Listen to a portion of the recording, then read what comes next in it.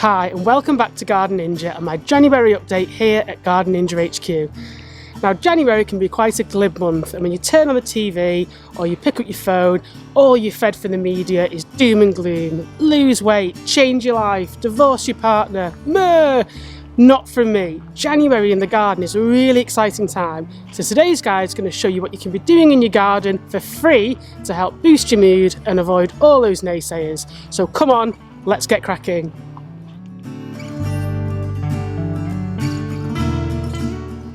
So the weather here in the UK this month has been really bizarre. We've had an awful lot of rain, we've had some frost, and for the past 3 days here at Garden Ninja HQ, we've had a really eerie mist descend, almost like that film, The Fog, which has made for some tricky gardening choices. However, there's still plenty to do. Now you may have already heard about how exposed this garden is, and the design and plant choices have had to take that into consideration. Now this week's been really windy, there's been a crosswind blowing across the garden, so if there's sound issues on this video, I do apologise in advance. I will do my best to pronunciate and be as clear as possible, but unfortunately that's just the topography that I'm dealing with.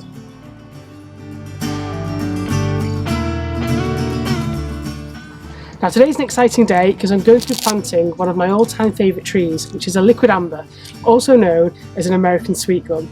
Now I've wanted one of these trees for absolutely ages, but you need quite a lot of space to allow them to grow to their full potential. And this one will grow anywhere plus of 25 metres tall, if I let it get that tall.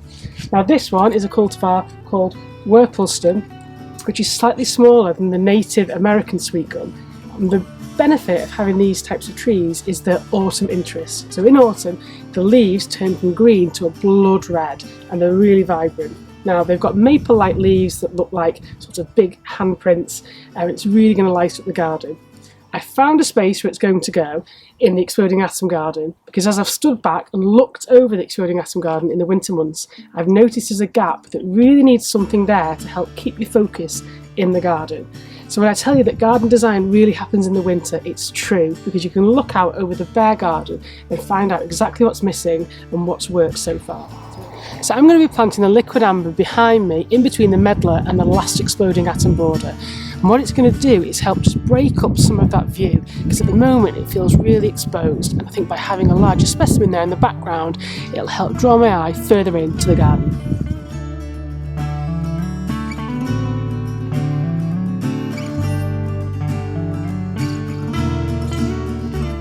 Now the reason why you dig a hole far wider than the original pot will bear root when it arrives is that if you were just to plop this into the same size hole, there's a risk that the roots that are already here will just continue spiralling round and round.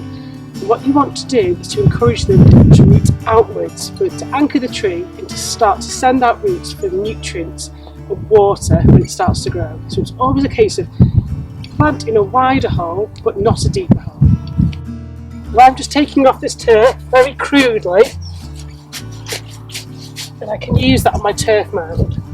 So there's the turf, and here, Barry, is where this new tree is going to go.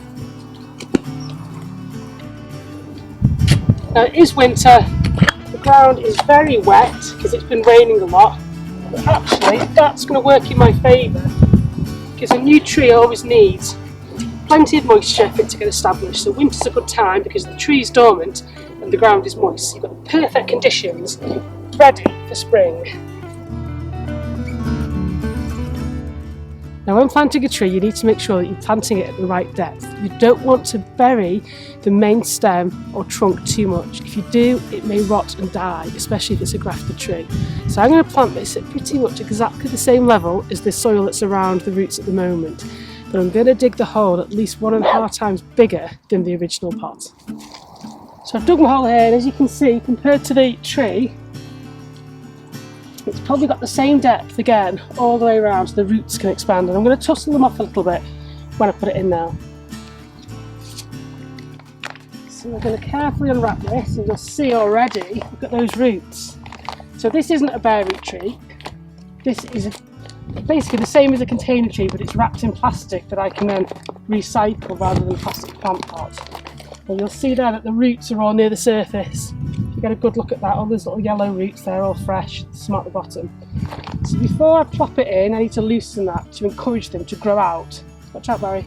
To grow out into the surrounding hole and then make their own root system and establish, so it will both anchor the tree and give it a good source of water and nutrients. So I'm just going to, rough and ready with my gloves, loosen some of that lovely fresh compost, the same at the bottom, and just give it the best possible start. So agitating these roots like this will help them find new paths rather than just spiralling round this existing container shape. There we go. Right, so I think they're loosened enough. I need to make sure that I get it in the right position. So again, probably going to need to stand back.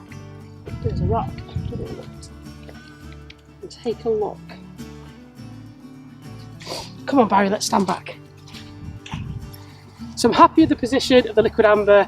I'm going to backfill it with the soil and then I need to stake it. So even the smallest trees like this will require a stake. Now this garden here is really exposed, so I'm going to put my stake in at an angle towards the wind so that the tree gets blown away from the stake, not into the stake. Because if you do that, you can get all sorts of marks, it can rub and get damaged. I know what you want a gravy bowl, but we've got to sneak a tree. So after we stick the tree, Barry gets a gravy bowl and then I will show you how it looks when it's finished. On windy sites such as this, I always plant my stake at an angle so that as the wind hits it, it's going to push further into the ground rather than trying to push that stake over. So always angle it against the wind and the wind will in effect help keep it in position.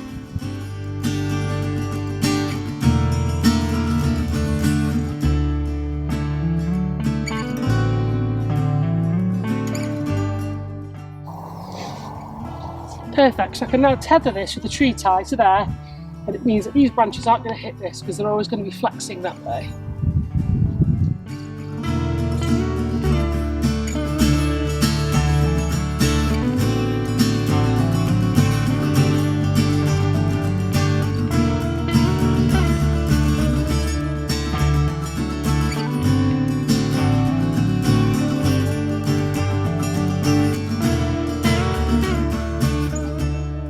January is also a perfect time if you're going to be sowing seeds that need stratification.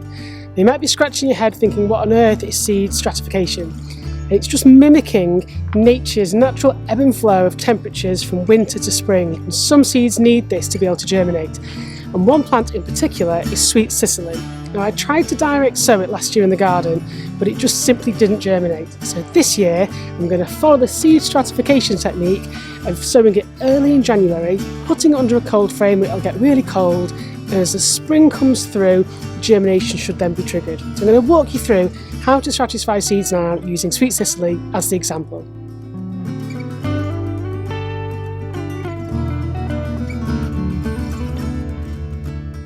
Now I'm using a mix of my own homemade leaf mould and compost. So I've mixed them together 50-50 for a really light, free draining growing media.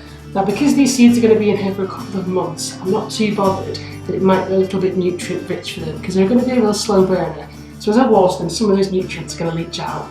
However, if you're growing other plants from seed, you usually are better using a seed compost, which is low in nutrients. However, I'm going to use what I've already got and try and recycle. So I've got it in here, I'm going to tamp it down, remove a few of the bigger bits, and then sow my seeds. Now these are quite strange seeds. If you see me tip them out, you'll notice that they are massive. There's about 22 in this packet, so I'm only going to sow about 10, so if they don't work, I've still got some left over. So because they're so big, I'm just going to plop them on manually. If you're ever worried about which way up to plant a seed, a large seed, if you plant it on its side, you've got more chance of success, because if you plant it the wrong way around, sometimes you can find that it starts to grow out from down there and it's got to make a whole loop journey around. So I just usually put them on the side for ease. With smaller seeds, it doesn't matter. With odd shaped seeds like these, I will plant them on the side.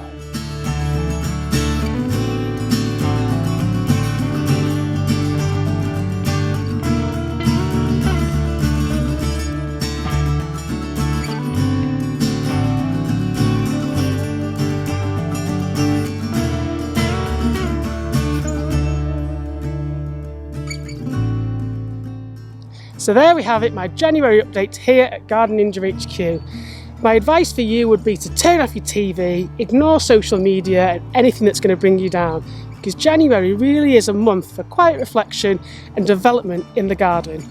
Your gardens are always there for you, they're not going to judge you, and you can still do loads of activity out in your own patches to help lift your mood and improve your gardens.